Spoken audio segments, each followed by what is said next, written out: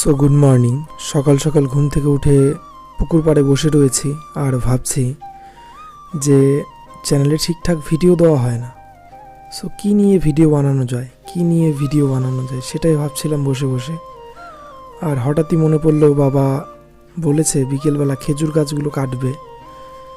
So বিকেলবেলার দেখো আমি এখানে দাঁড়িয়ে রয়েছি আর বাবা খেজুর গাছগুলো কাটছিল, আমি দেখছিলাম।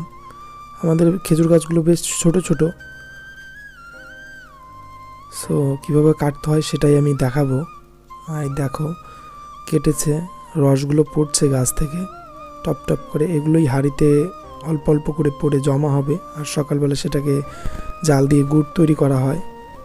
সো গুড় কীভাবে তৈরি করতে হয় সে ভিডিওটাও আমি তোমাদেরকে দেখাবো।